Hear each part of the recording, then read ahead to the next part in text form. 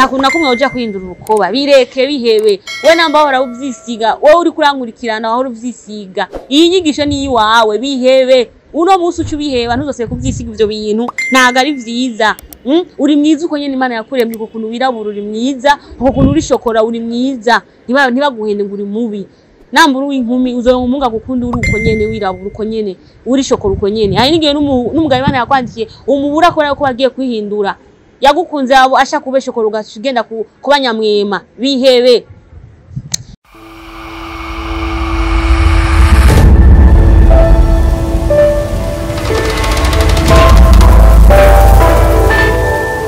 Roy TV.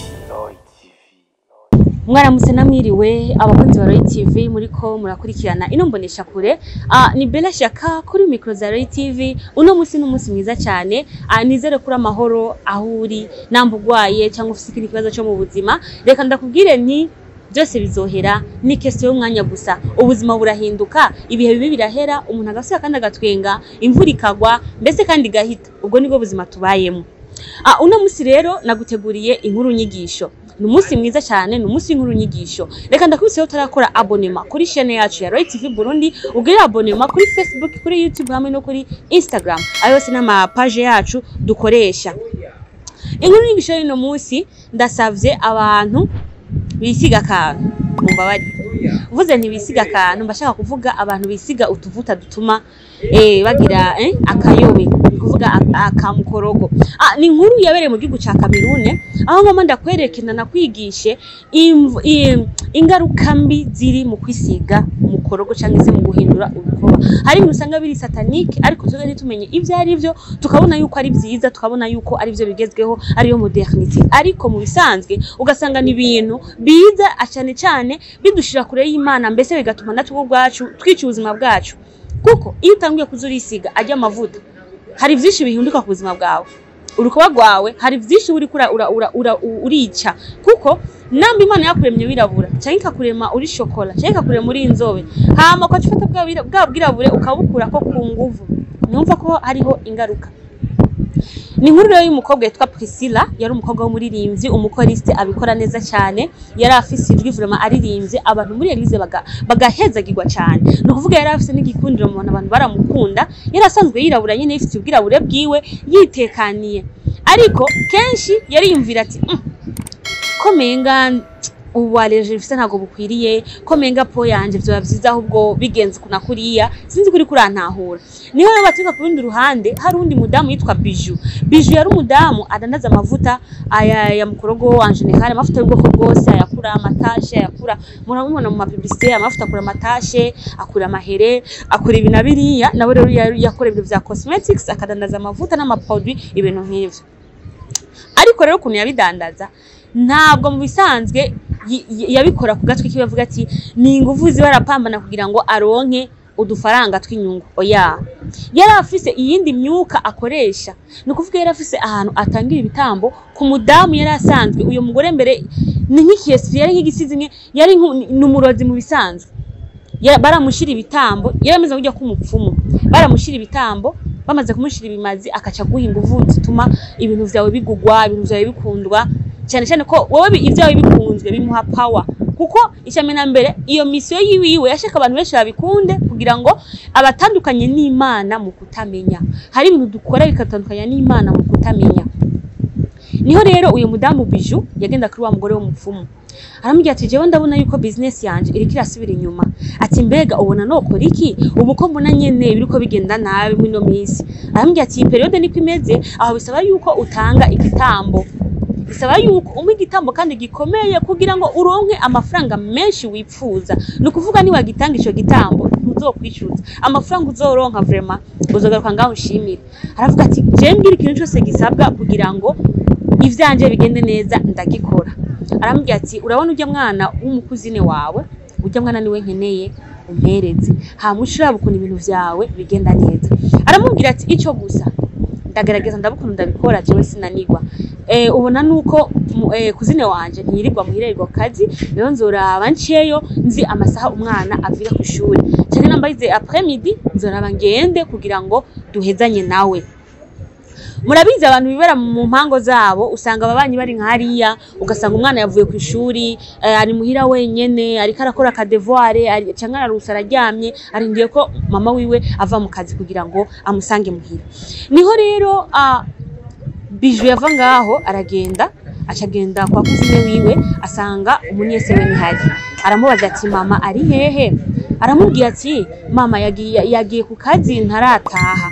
Hambye ati wake none uri ngaha wenyene, aravuga ati ego ndi ngaha jenyene. Arambwira ati sawa none kweri kutarimosha kwishuri ntago babatuma mugende kwimosha. Arambwira ati jewe ndibaza ko mama niyaza aramamara yo kwimosha. Ambwira ati oya ingo ndagutware bakugiri bagukore neza bakumwe nk'umwana ugira agakwafe nyene k'umunyeshuri. Arambwira ati nta kibazo tugende. Acarura mu modoka, kumbe mu modoka yamaze gushaho ibyiwe byose yamaze kwinstara ku buryo umwana ninjira gusa mu modoka kicara bizoba bihetse. Umwana acinjira mu modoka aho nyene acata ubwenge acara vumbura imodoka no kuri wa mugore amushira ikimazi yamutuma. Nambye ati aha biraheze. Kuzina arataha asanga umwana ntawe. Rangisha nawe. Okay, nta trace nimwe yari yasigaje yerekana yuko yari yanahaje kubera iki uwo yari kwivuga yari umwana nawe nyene yari yamaze gucikana. Nuko rero Bijou arasubira mu kazi rero atangura kuprospera aratera imbere.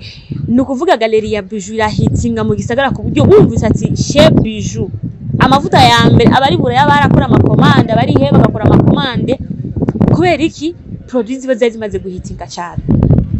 Cyatubona no Priscilla ari mu rushengero ariko arahimbaza nukuvuga gitangura gusa kuririmba abantu barahezagirwa muka wera kamanuka ku buryo abantu bavuga ati vraiment mu vy'ukuri Priscilla arafise umugisha arafise amavuta Imana yamuhaye ku giti ciwe atavuga ngo n'umwana w'umuntu arafise ikintu Imana yamushizemo cy'agaciro mbese cyo kubera abandi akarorero.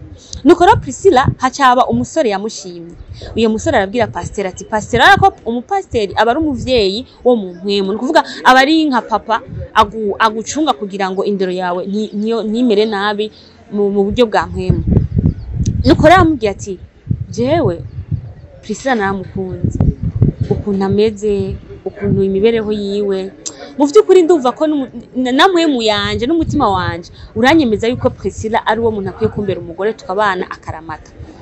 Ambwira ati waramukunze nta kibazo rero ni kubisengera kuko najiwe Priscilla ukuntu ndamuzi ndazi ko ari umwana mwiza kandi ko umufasha mwiza nawe ndakuzi rero cyo no gusaba ni gusenga umusengere nandi ndabasengera abana banje.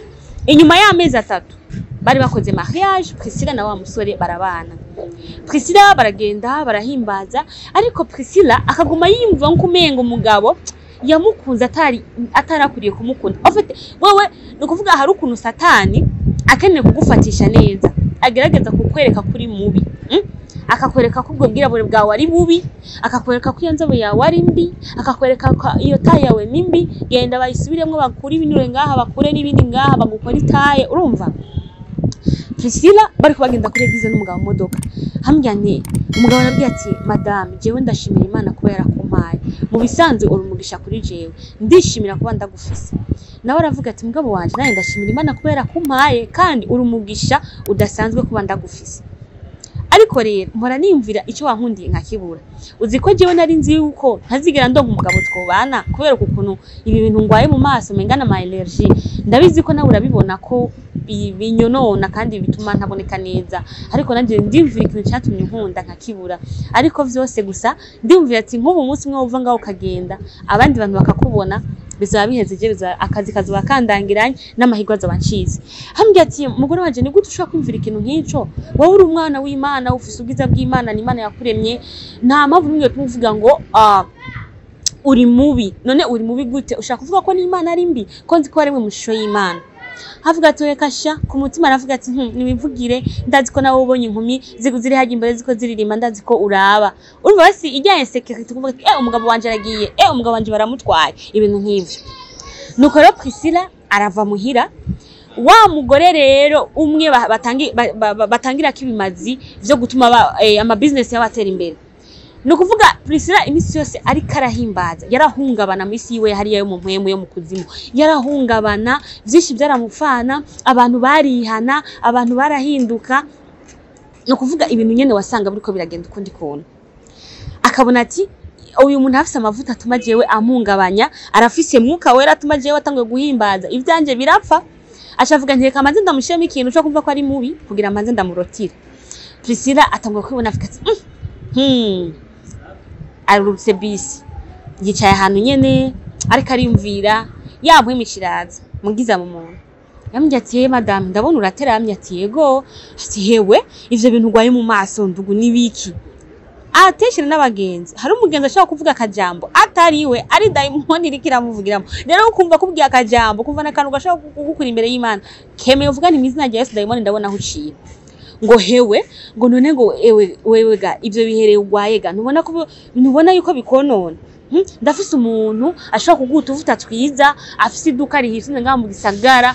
Nukuvuga wewe iyo ten yawe bisaba yuko uyikora kandi ndabona urambaye impeta ufise umugabo none umugabo we ntaguca inyuma n'ivyo biherwaye mu maso. Urumva ko kandi havuga ati mugenzi namba wasomye mu bwenge bwanje najishe kintu mbwiye ndaciyumvira ko umugabo nanje ashobora kuba ncamo kubera iki ibi bintu ngo haye ati nawe wabibonye cyane ata ahubwo nyaragasa reka ndagwa nimero z'umuntu uzorondera akomera utuvuta twiza baraje ukuntu nsa ndera bisaba ko nabugira gateka muri kanye nuboneke ko buryo ugeze imbere utongwe guhimbaza abantu bose babona ati Priscilla ni icuki.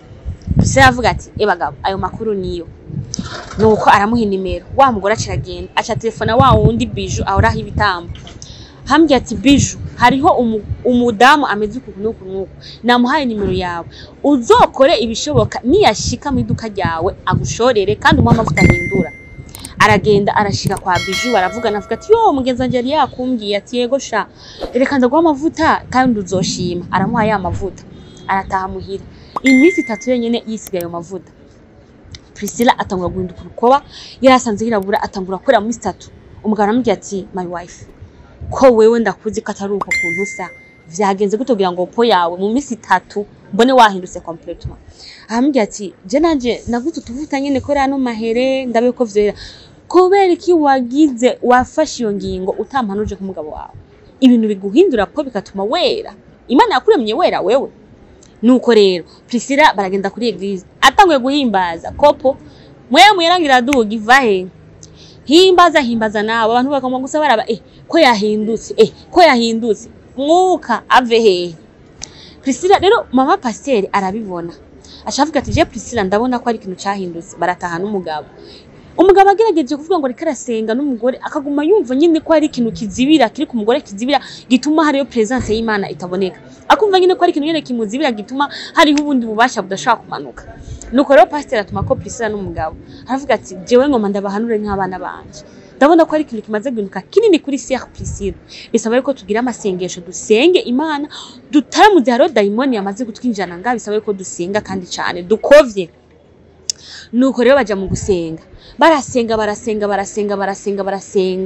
maka presence y'Imana iramanuka. Nuko rero Priscilla acara ba deliver yamwemukira muvamo ikire muhungira kure ashasaba Imana imbabazi y'amavuta yose acashika ata muri toilette eka ni yataye muri toilette yataye muri poubelle byose babirarangiye. Priscilla swa kandi kuba wa muntu muzima nkuko ari umuntu muzima. Impanuro rero cyangwa se inyigisho dukuramo mugenzi hari ibintu vyinshi biri behind y'amavuta ya mukorogo. Mu bisanzwe amavuta ya mukorogo atuma uruhu rwawe hariho melamine ziba ziri mu mubiri wiwawe wirabura zikuvamo. Rero zikuvuyemo wibaza ko umubiri ucumera gute numva ko hari ikintu wewe kikuvuyemo kigiye ino nico kintu kigiye nta makonsequence kizogutera. Ni bamusanga hageze mu myaka y'izabo bakuze ugasanga umuntu afise amabari igihumbi mu maso ugasanga vyabaye nawe ndibaza mubabona no mu quartier. Wowe uko Imana yakuremye uri myiza uko nyene wirabura hari utuvuta ko abantu birabura dutumugira kabiri keza koroshe mugabo muri bwa bwirabure nyene uri ten chocolat hari bafite y'abantu bari chocolat atumugira gapo keza mugabo uri chocolat kujya nyene uri inzobe hari bafite abantu b'inzobe atuma udahinduka ariko akagoma umubiri mwiza. Rero imise sitanguye kumva ijwi rikwereka yuko buri mubi canke wowe ukwiye kwisiga wongereza kandi kana senga Imana ukemeye iyo ni satani iyo ni daimoni yaguteye kugira ngo igukuri imbere y'Imana wewe ga satana cyagufata agukoresha ivyo ashaka kuko amaze guhinduka ububaye ikindi kintu kuko ni satana bakara kugira hinduka nakumwe uja kuhindura urukoba bireke bihebe we namba hora uvyisiga wowe uri kurangurikirana aho uvyisiga iyi nyigisho ni yiwawe bihebe uno munsi ucu biheba ntuzose kuvyisiga ivyo bintu ntago ari vyiza. Uri mwiza uko nyene Imana yakuremye uko kuntu wirabura uri mwiza uko kuntu uri shokora uri mwiza ntibaguhende ngo uri mubi nambura w'inkumi uzoronka umunga gukunda uri uko nyene wirabura uko nyene uri shokora uko nyene hari n'igihe n'umugabo Imana yakwandikiye umubura akora ko bagiye kwihindura yagukunze abo ashaka kube shokora ugashigenda kubanyamwema bihebe. Yari Bella Shaka kuri micro za Roy TV, behind camera turi kumwe na Pacific Pro abikora neza cyane. Reka tumubwiye duti courage mu kazi kawe utera uje imbere cyane. Iyi nkuru nyigisho igarukiye ngaha wibuke kugira abonema. Ciao ciao.